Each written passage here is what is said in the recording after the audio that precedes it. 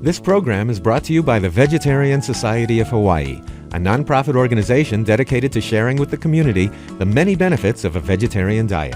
Free monthly meetings include vegetarian experts found locally and on the mainland, quick and easy cooking demonstrations, and healthful and delicious food samples. Members enjoy an informative quarterly newsletter, social activities, and discounts at many vegetarian-friendly restaurants and health food stores. For an application, call 944-8344. That's 944-8344. Or visit our website at www.vsh.org. vsh.org.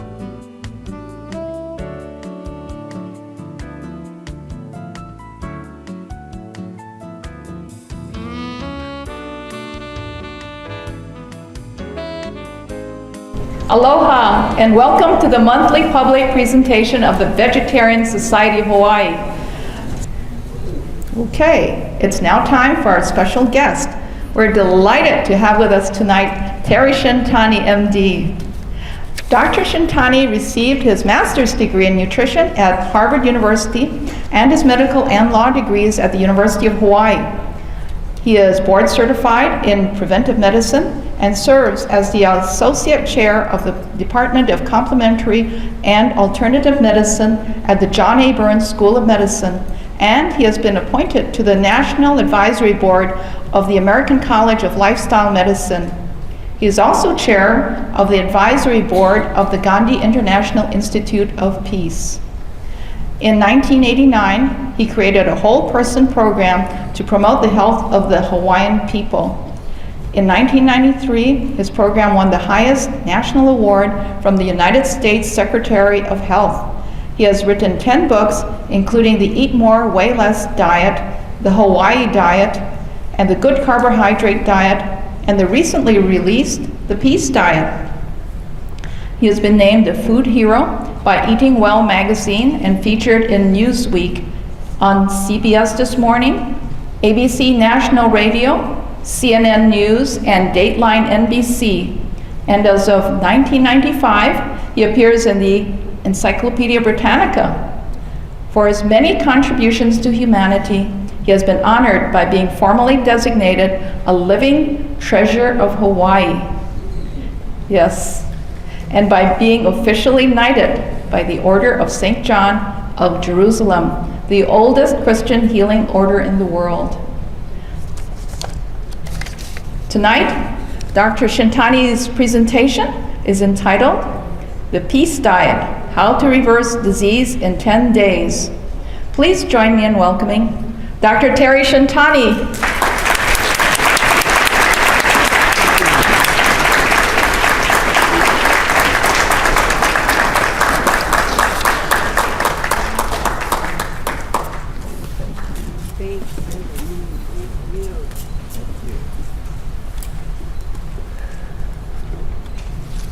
I want to thank everyone for sharing their evening with me and with the Vegetarian Society. I do these talks because long ago I began to realize that our healthcare system was broken. How many of you would agree our health system is broken? Great. So I started a foundation that tried to approach health a different way, rather than just giving people a bunch of medication, and if the medicine didn't work, they'd do surgery. I thought that a whole person approach, including spiritual, mental, emotional, and physical, would be a better approach. How many would agree with that? Well, so in order to acknowledge that all of these, you see, this is my Peace Diet, the cover of my Peace Diet book. You can see I'm an old hippie. I put a peace sign in the middle, but it actually works perfectly.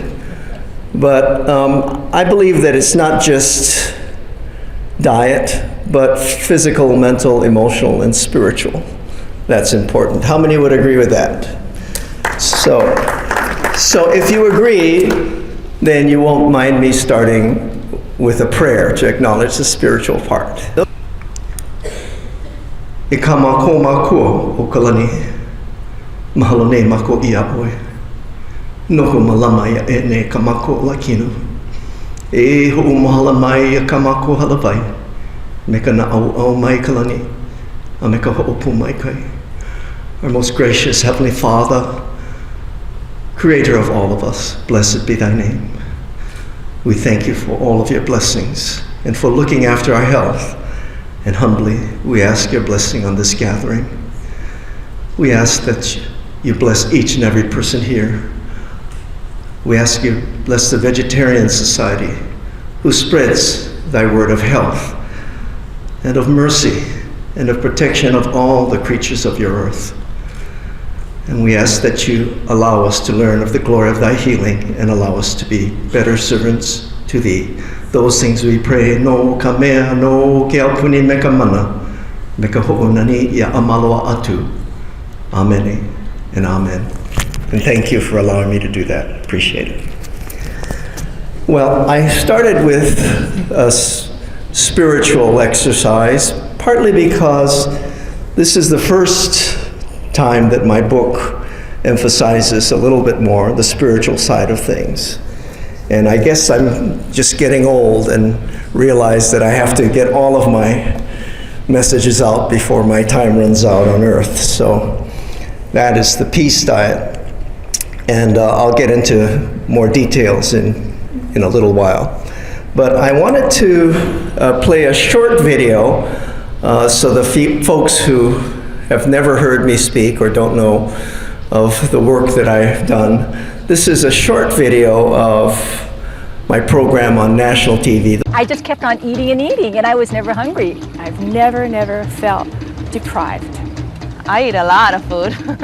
My original weight loss was 45 pounds. 37 pounds so far. I've lost 52 pounds. I've lost 56 pounds, and I've kept it off for 7 years.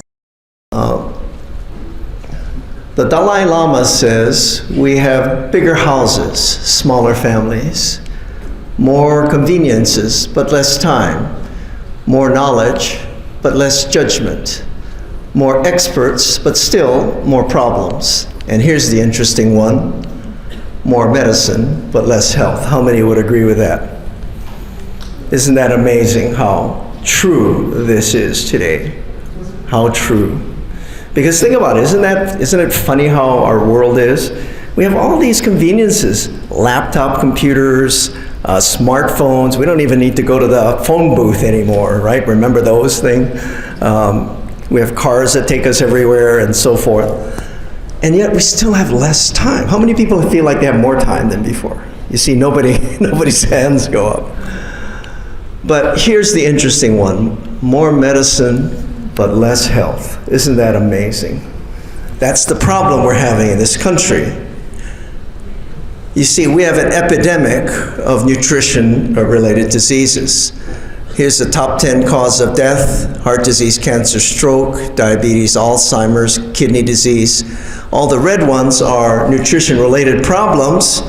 6 of the 10 leading causes of death. If you add it up, nearly 70% of us die of a nutrition-related disease. If 70% of us die of a nutrition-related problem, don't you think 70% of the resources ought to go into nutrition-related disease? Right? Into nutrition, right? Do you know how much goes into nutrition services from the health system? Practically zero. You'd think that 70% of the doctors would be nutrition doctors, right? Do you know how many doctors in Hawaii have a nutrition degree? I think there's only one, and you're seeing it. You're watching him right now. But what's even more concerning is a new 4th leading cause of death has sneaked in. Do you know what the new 4th leading cause of death is? It surprised everyone because it isn't a disease. It's a cause of death, but not a disease. Anybody guess?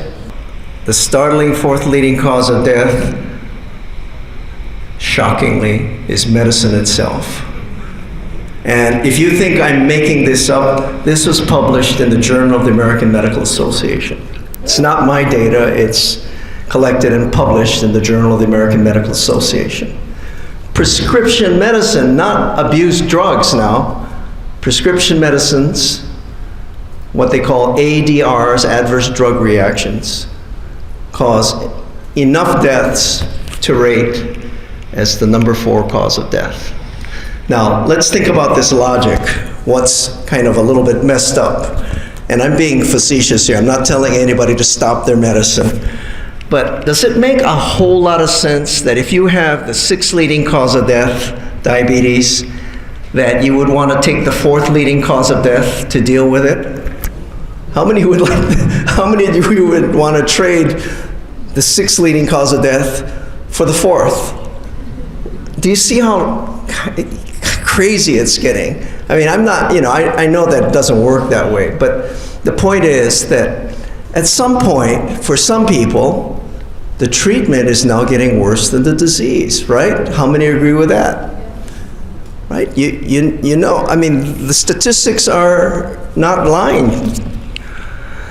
So we need to have a different approach. So why are we getting fat and sick? Well, our diet has changed dramatically. We used to eat a diet mostly whole, unprocessed carbohydrates, not much fat, sugar, or refined flour, not much animal products. Today we eat a record amount of fat, sugar, white flour. Less than 10% of our food comes from whole, unprocessed, plant-based sources, which is really the source of good health. And Hawaiians used to eat taro in the old days, right? How many of you have heard that carbs make you fat? Right? So if carbs made you fat, shouldn't Hawaiians who are quite overweight today, shouldn't they be even more overweight in the past because they ate more carbs, right? Hawaiians actually were very slim in the old days. They were slim in the old days. So a lot of people think it's all in the genes. But when you look at the Hawaiians, they're all slim in the old days. So what's the difference? Why do they have a high rate of obesity now? I worked in Waianae for many years. Some of my patients were 600-700 pounds. I've had patients as high as in the 800s. And so you might think it's just genetic, but look at the pictures.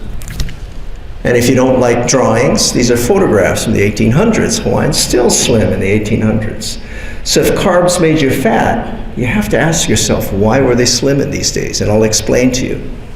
Do you see, what happened was, we used to eat natural whole food, whole plant-based foods in the old days.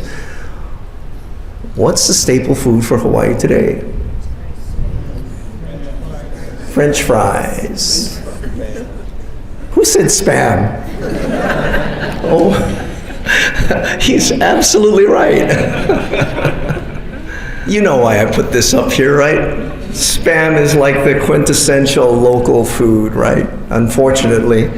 But the point here is that people think of Spam as a meat product, right? Right? So it's protein, right? How many of you knew it's only 17% protein? Do you know what the rest of the 83% is? Oh my God. No wonder we're getting fat. And by the way, it's not just Spam. Hot dogs are about 83% fat. Hamburgers are about 70% fat.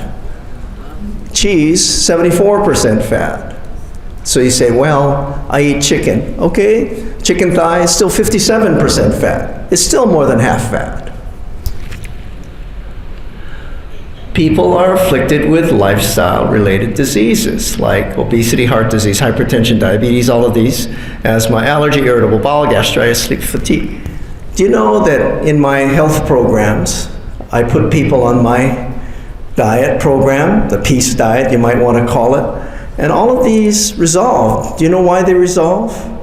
At least for some of them. Do you know why they start to resolve in my program? Because the cause of the disease was a bad diet. Okay? The cause of these diseases is bad diet. When you go to a regular doctor and you have a headache, what's the first treatment? Is it a good diet to get rid of the source? No, they give you a pill.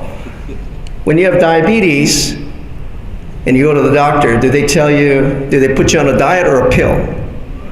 They put you on a pill. Same thing with hypertension. Put you on a pill.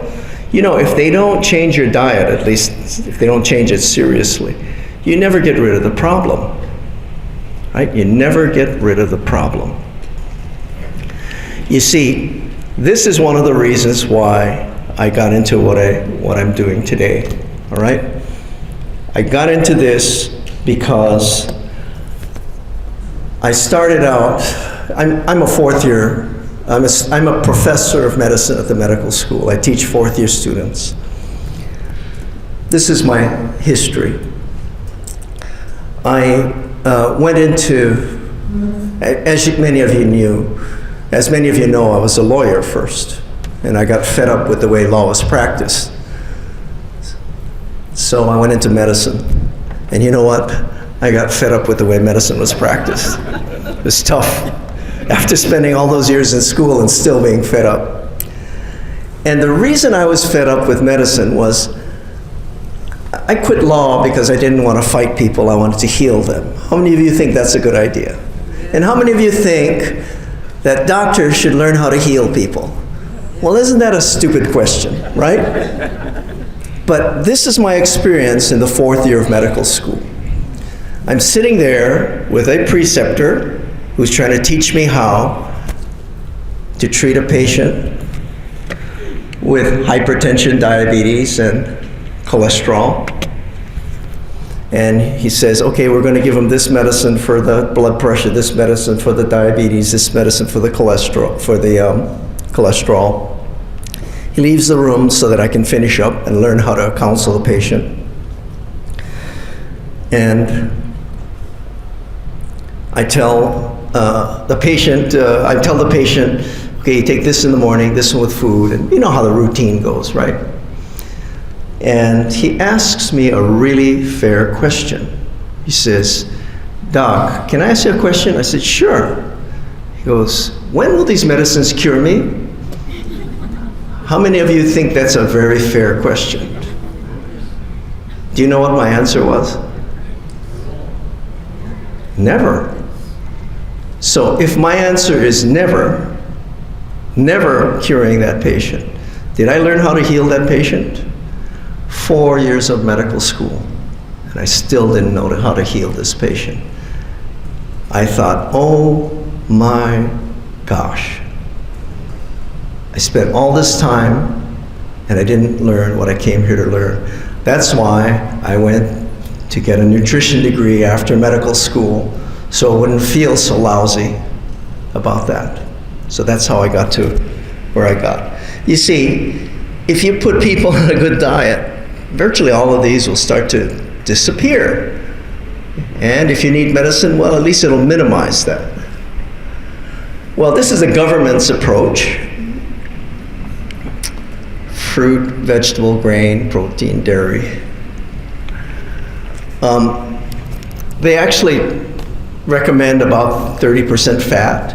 Do you know that they did a study and they showed that a 30% fat diet will actually promote heart disease? Why would they keep promoting a diet like this, right? And here's the other issue with this approach. By the way, the food guide pyramid is gone, as you might know. They use this now.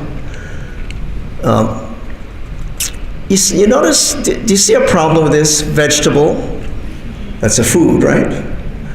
Fruit, that's a food. Grains, that's a food.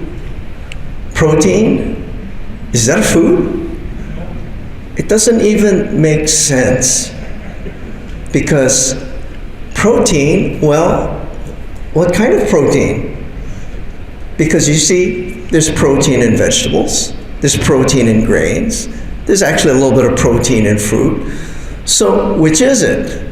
So I never liked this approach because number one, it wasn't parallel, and number two, it didn't quite make sense.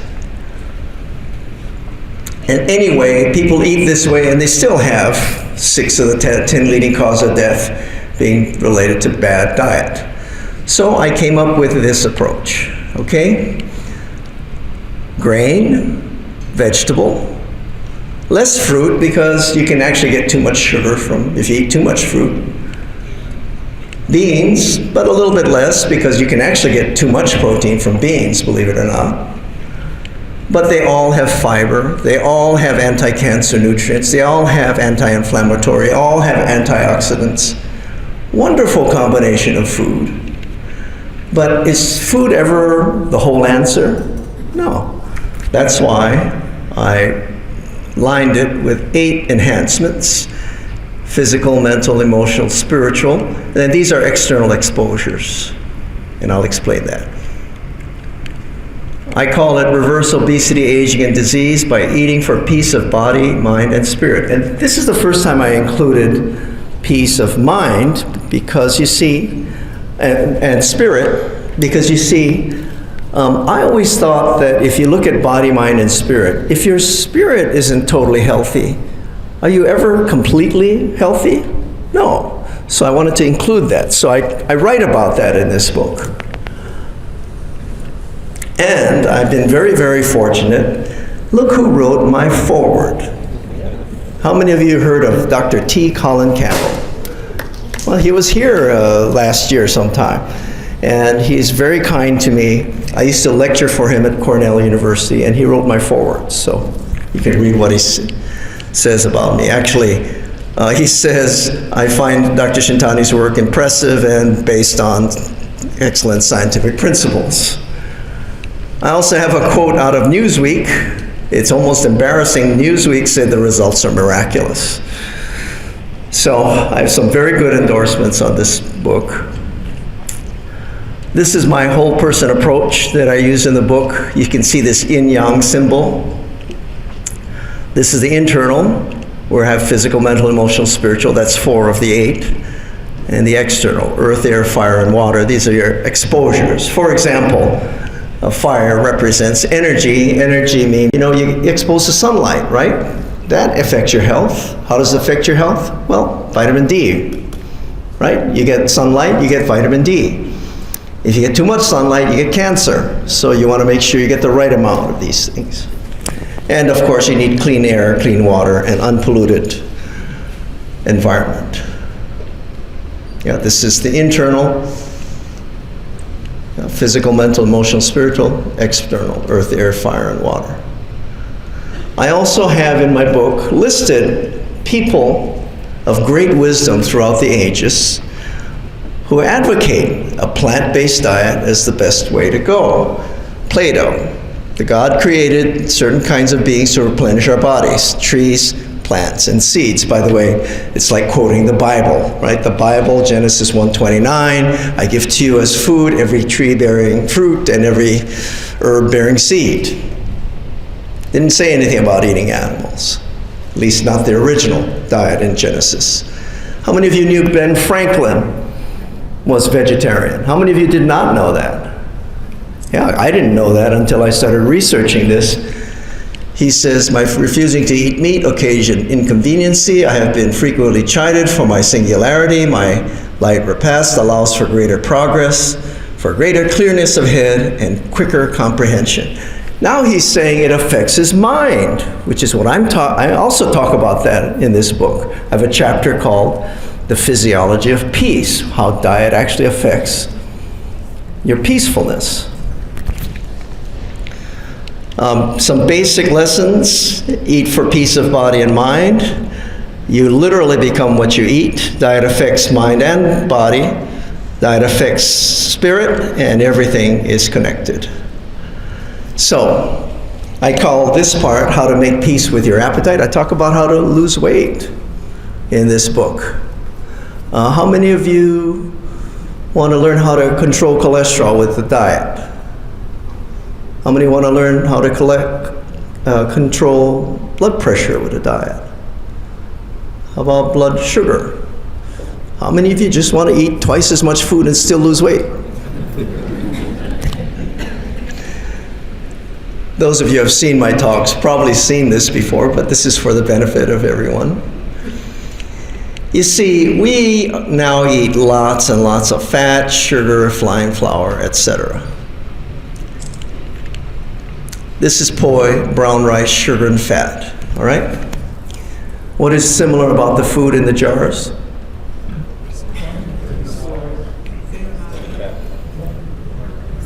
Fat? This is all fat. This is no fat. Same number of calories. 200, 200, 200. Uh-oh, 200. Did it ever occur to you how small the food gets when you process it down in its chemical form? Let me show you what this means in terms of real food. Here's a burger, fries, and a drink. Here's a plate of real food. How many of you could eat that in one sitting? And I'm saying not if you would, I'm saying if you could. Right? You could, right? Well, imagine it's a veggie burger, okay? How many of you could eat that in one sitting? That should be everybody. It's a standard American diet, right? How many of you would still be hungry after eating that? A lot of you still would be. How many of you could eat this entire plate of food in one sitting? I usually have one or two wise guys, but you see, this is about 4 pounds of food. Very hard to eat that much, wouldn't you agree? So what is similar about these 2 plates of food? Same calories. Very good. This is a smart group. But if you said same calories, you would be wrong. This is fewer calories. 1,100 compared to almost 1,200. But remember I said I'd show you how to eat twice as much and still lose weight? I lied. This is 3 times as much. It's 1,800 grams versus 600, you see. But you see the idea about eating whole, unprocessed, plant-based food. This is an apple. How many of you could eat 2 apples if you're hungry? This is a muffin the same size. How many of you could eat 2 muffins if you're hungry? 90 calories. How many calories in the muffin? 300. Do I have 350? 350. Do I have 400? 400. 500. It's 550 calories. Everybody got outbid in this auction. And if you think I'm making this up, I took it right off the label. All right? The point is that when you eat processed food full of sugar, white flour, and fat, shortening, you concentrate the calories, but your stomach stays empty. How many apples will it take to meet that number of calories, to equal that number of calories? 6. This is a sharp group. 90 times 6, 540, right? Those of you who could eat 2 muffins, how many of you can eat 12 apples? No hands go up. You see, this is part of the lesson of the peace diet. When you eat whole, unprocessed, plant-based food, there is no way to get fat. How do I know? Well, try getting fat eating apples. Your stomach isn't big enough, okay? And I actually show people how to choose foods that will help them in that regard. Also, fat percent makes a difference. A lot of people think fat makes you satisfied, so it doesn't make you fat. Well, this should kind of end that debate. These are mice. The higher the fat in mice, the more mice become obese. It's just very, very simple. This gentleman lost 150 pounds. Took me about a year to get him that way and got him off all his insulin. I got him off of all but 2 medications. He was actually very disciplined. This lady lost nearly half her weight over a 2-year period. But what's interesting is, remember I told you we talk about lowering cholesterol? Watch what her cholesterol turns out to be. When I started the program, I weighed 243 pounds. Currently, I weigh about 128. I'm kind of going in between the 125 and the 130. The other thing, too, the other day I think now my outside matches my inside. You know, now I look like how I feel on the inside. And that was kind of neat. So Yeah, my cholesterol used to be 223. Now, almost 2 years later on the program, it's 131. Not only was her weight loss sustainable, but her cholesterol came down naturally. I have a 10-day program, which I'll talk about at the end, which we're starting up next month. It's not for everybody because there's a fee for that. But in a 10-day program, some people lower their cholesterol by 30, 40, 50, 60 points. If you can lower your cholesterol 50 points, 40 or 50 points in 10 days, why would you want to take a statin drug? Do you know how many of you know somebody on a cholesterol-lowering statin drug? That's like mostly everybody, right? Do you know what the side effects of statins are? Liver damage, muscle damage, and memory loss. How many of you want memory loss? So I recommend people try to lower their cholesterol naturally. Some people say inflammation is the key to all chronic disease. How many of you have heard that? Well, the peace diet helps you make peace with inflammation and chronic pain. When people go on my 10-day program, they notice their aches and pains are less, and they can use less pain medicine. What a concept, diet affecting your pain. Well, I do it all the time. Why? Because there are triggering factors, which many of our diet related, and people forget there are promoting factors like prostaglandins. Why is prostaglandin important? Because you see, this is a complicated slide, but you see, prostaglandins are what cause pain and inflammation. Prostaglandins are little microhormones that control the process. And aspirin works by blocking this enzyme so you don't produce all these prostaglandins. But what's the problem with aspirin? Give me one side effect of aspirin. What's that? Liver problems. What else? Ulcers. What else? Kidney disease. Destroys your kidneys. Destroys your hearing. It's an anticoagulant. You can start bleeding too much, okay? Not a benign drug, all right? What if you could get the effect of aspirin without taking aspirin? How many would like that? I would. All you have to do is reduce arachidonic acid, that's an omega-6, and linoleic acid. Those are the two upstream products that produce prostaglandins. Do you know what provides the most arachidonic acid? Chicken. And a lot of people are eating chicken because they think it's healthy, and it's actually probably worse for inflammation. But if you see here, chicken, eggs, beef, sausage, fish, burgers, cold cuts, pork, you don't get to, the top 11 sources of arachidonic acid are animal products. So you see, if you want to reduce pain, you got to eliminate or reduce these things. Also, the blue represents linoleic acid. That's the one up here. And you get that from vegetable oils like corn oil and safflower oil and sunflower oil. So insanity is doing the same thing over and over again, expecting different results. If you don't change your diet, you're going to get the same results. So in our 10-day program, we put people back on this type of diet. We put people on the peace diet. And we make peace with your blood sugar. We reduce the amount of saturated fat that blocks your insulin receptors.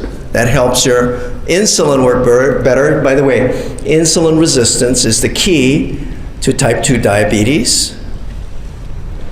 And despite the fact that we're on a high carb diet, the peace diet is a high carb diet. I make no bones about it. But you notice how places like Japan, they have a high carb diet and they have less diabetes. In Hawaii, they eat less carbs. They triple the rate of diabetes. In Washington, less carb, quadruple the rate of diabetes. What's happening is we reduce the amount of saturated fat, for one, so that the insulin works better.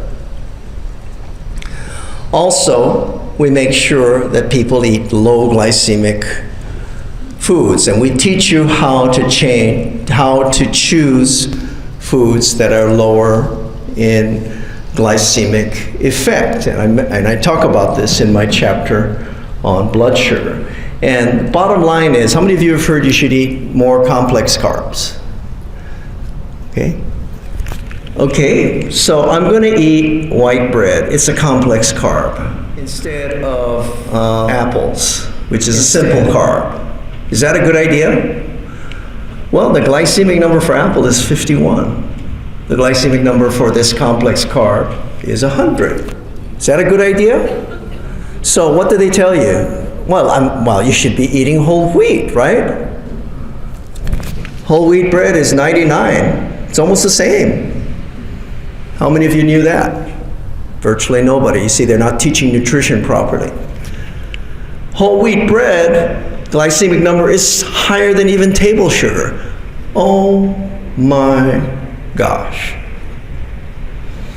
You see, if you divide it this way, complex versus simple, you have no idea because you have low numbers and high numbers. You have low numbers and high numbers. What they should be doing is dividing it this way. Processed versus unprocessed. Doesn't matter whether it's complex or simple. If it's processed, it turns out bad. If it's unprocessed, it comes out pretty good. That's how they should be teaching it, but they're not. I have graphs on how oranges turned into orange juice turns out to be a bad idea.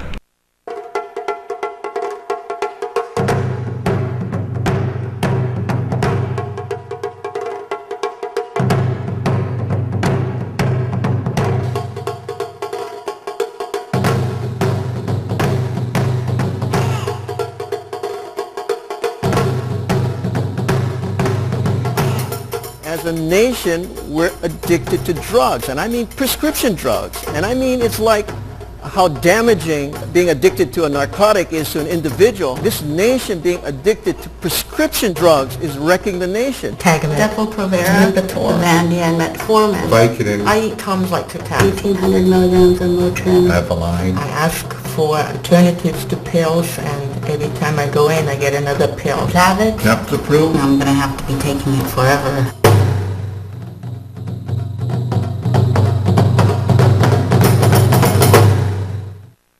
My doctor said I'm pre-diabetic. So I would get migraines every single day. I have a lot of lower back pain. I had night sweats. Extreme urinary frequency. Immediate family, I'm the only one alive. There's got to be something better than this. I have diabetes and all those things that kill Hawaiians. I believe it's going to be my last effort here. There are many people taking a lot of medicines that they could get rid of if they were following a good diet and lifestyle the way we recommend.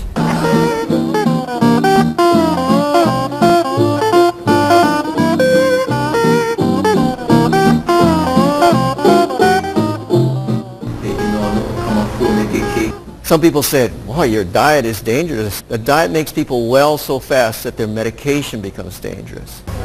88. Oh, ouch. That's on the cholesterol. Yeah, skip it. Is that okay? Yeah.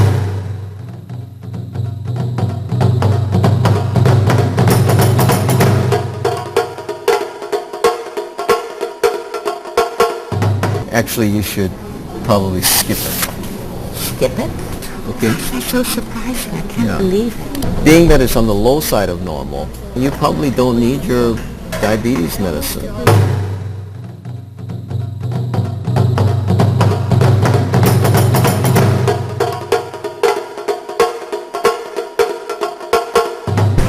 I'm so excited. Oh, why are you excited? 10 pounds. Oh. I lost 14.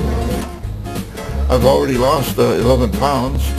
So that means you've lost over 17 pounds. your blood sugar is borderline, you know. Well, actually slightly high, 107. Yeah. Now it's 90. Oh. Yeah. Well, but I had such a problem with reflux.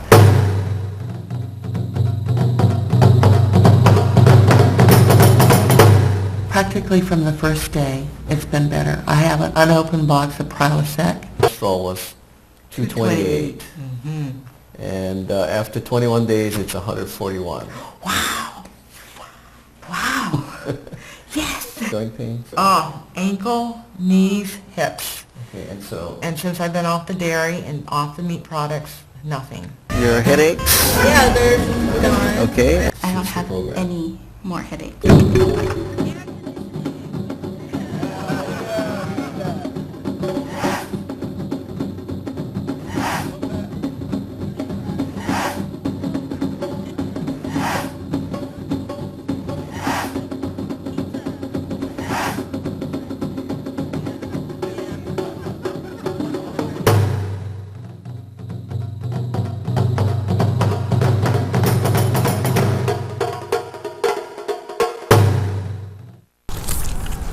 Well, the next question I get, and this is a question a lot of vegetarians get.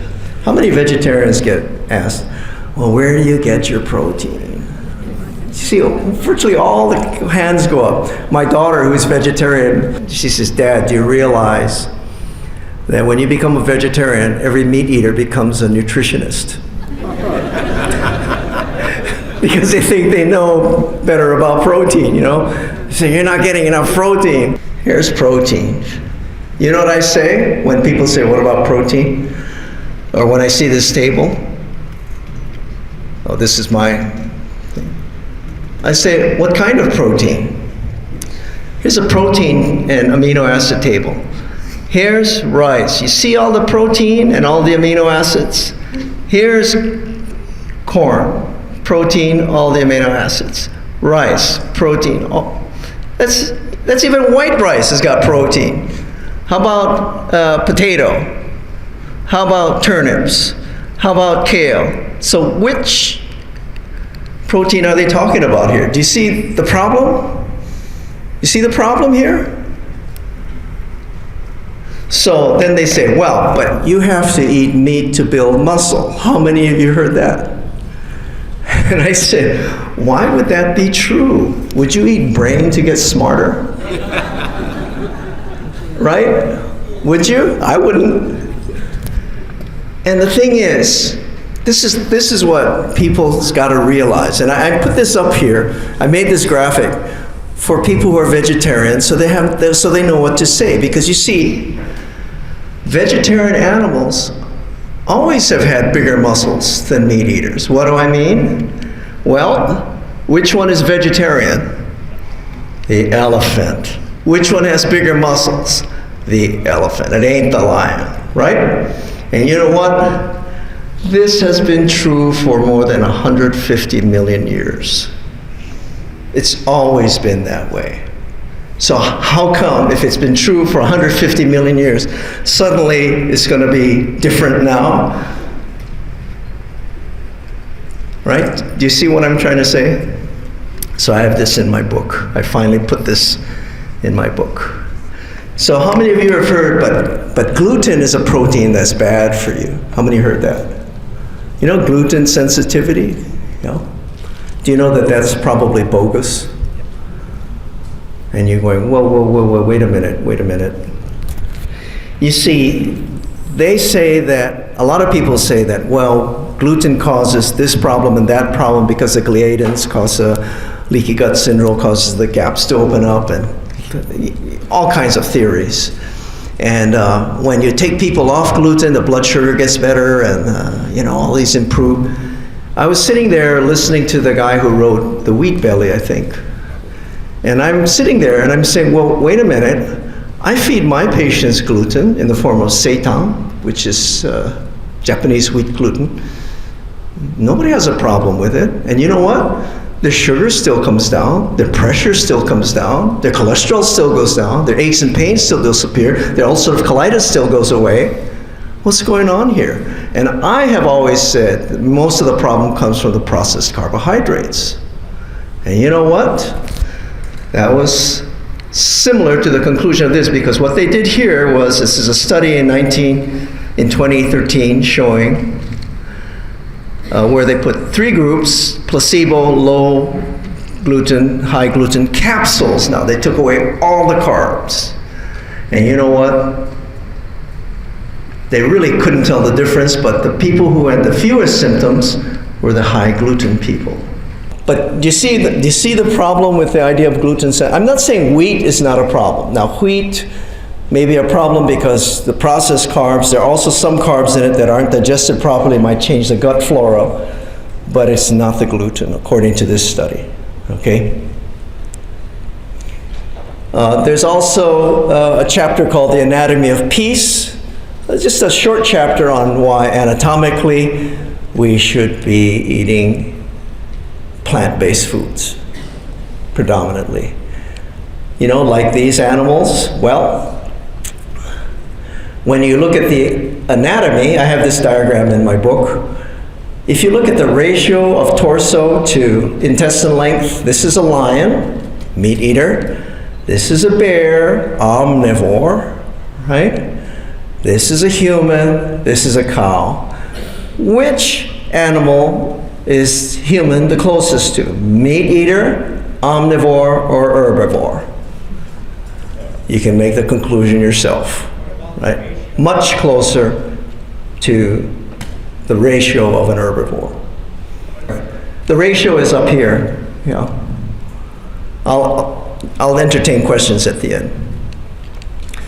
I also have a chapter called The Physiology of Peace. I don't have time to talk a lot about it, but how diet affects the mind through capillary sludging, hormone imbalance, neurotransmitters, and blood sugar ups and downs. That affects your peacefulness, your mind.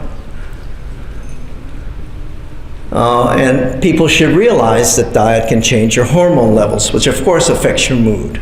So how do we get your health back in 10 days? Well, I have a health program, and you can ask about it at the end, where I put people on this type of diet. There is a fee for this. This is not for everyone. Watch gastroesophageal reflux disease, headaches, arthritis, fatigue, prediabetes, hypertension start to disappear. Right, so, thank you.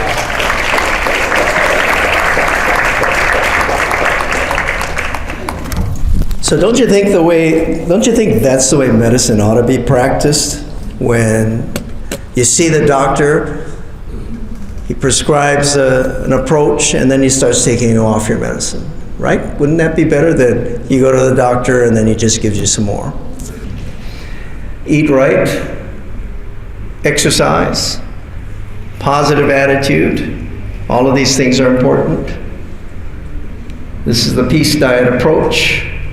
Diet in the middle, physical, mental, emotional, spiritual, and of course your environmental exposures, and share. So the point of this is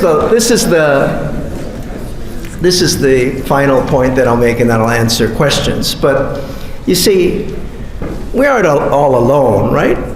We live in a society. We communicate with each other.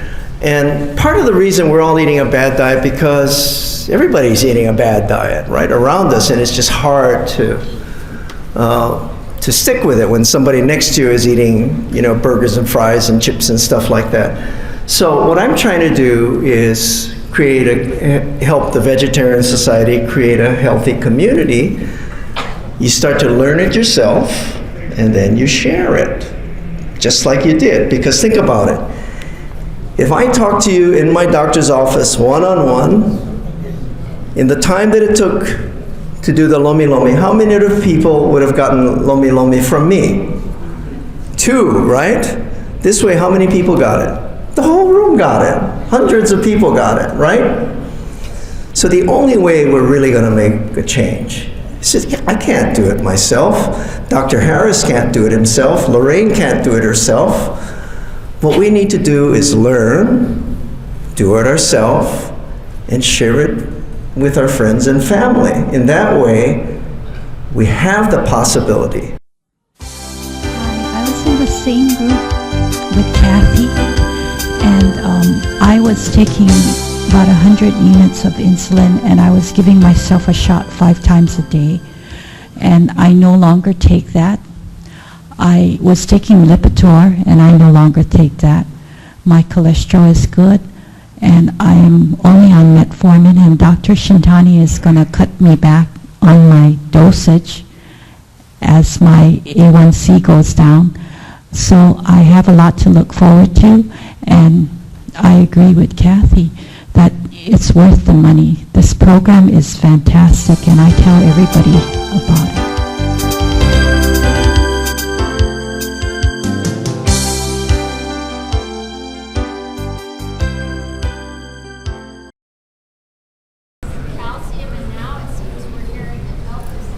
Milk for calcium. I studied nutrition at Harvard, and one of our greatest nutritionists was a fellow named Mark Hegstead in the 1970s, tried to point out to Congress that milk actually didn't really prevent osteoporosis. And that data was confirmed over the years, including studies by one of my teachers, Dr. Walter Willett, who's current chair of nutrition at Harvard. The truth is, there isn't any substantial evidence that dairy will prevent osteoporosis. It's just been, how do I put it? They're mainly trying to promote the dairy industry when they say that. Dairy also carries standard whole milk is 55% fat, 2% milk is 35% fat. It's mostly saturated fat. There's evidence that it actually increases obesity, including in children, including the low-fat varieties. There are lots of things that are not the greatest about dairy. So I consider dairy what I would call party food. You do it once in a while at a party, but it's not meant for daily food. If you want calcium, you get it from greens and seaweed. And if you think about it, where did the cow get calcium? It's not drinking milk. Right? It's eating vegetables. Question? In the back, yes.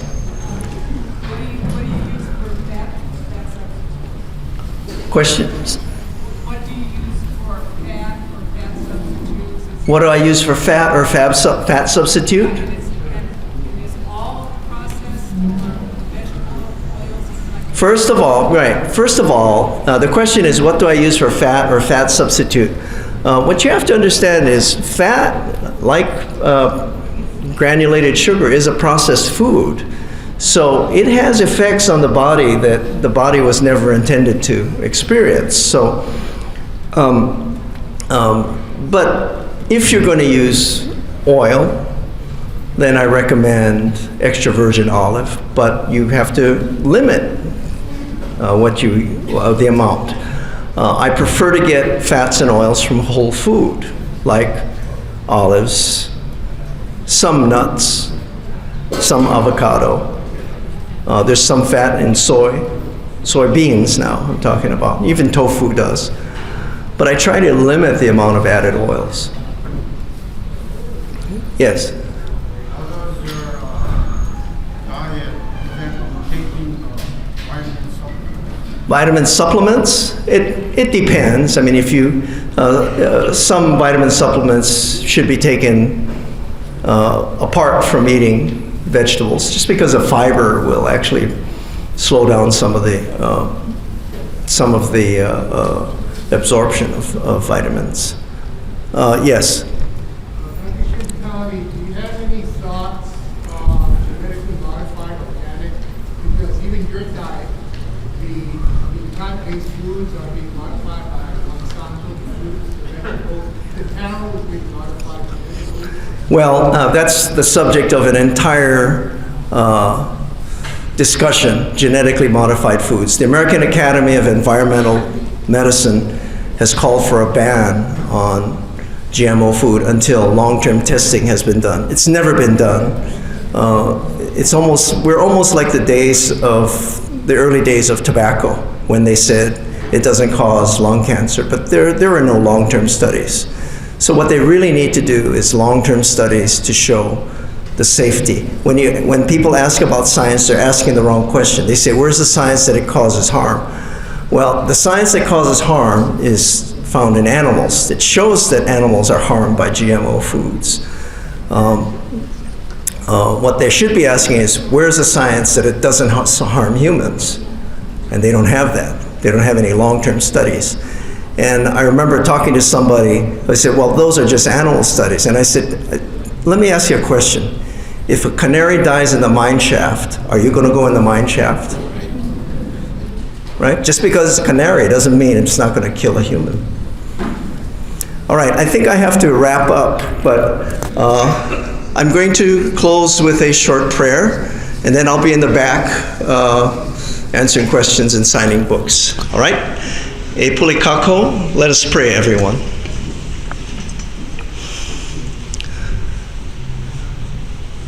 Maka inoa no o kamakua me ke keiki, me ka uhane hamolele. E ho'o mai kai mako me ka mahalo.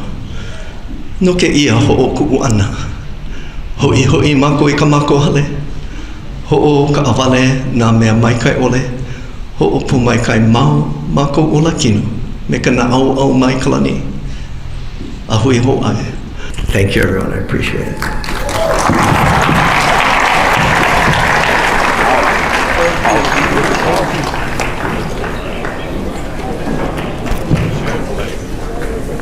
Thank you, Dr. Terry Shintani, for the vital information that you've just presented.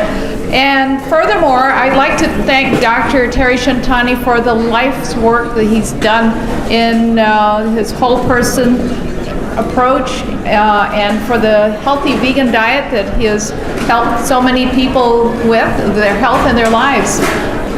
We'd now like to invite all of you to enjoy some tasty vegan dishes courtesy of Down to Earth.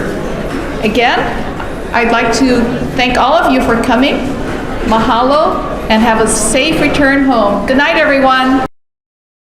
This program is brought to you by the Vegetarian Society of Hawaii, a nonprofit organization dedicated to sharing with the community the many benefits of a vegetarian diet. Free monthly meetings include vegetarian experts found locally and on the mainland, quick and easy cooking demonstrations, and healthful and delicious food samples. Members enjoy an informative quarterly newsletter, social activities, and discounts at many vegetarian-friendly restaurants and health food stores. For an application, call 944-8344. That's 944-8344. Or visit our website at www.vsh.org. vsh.org.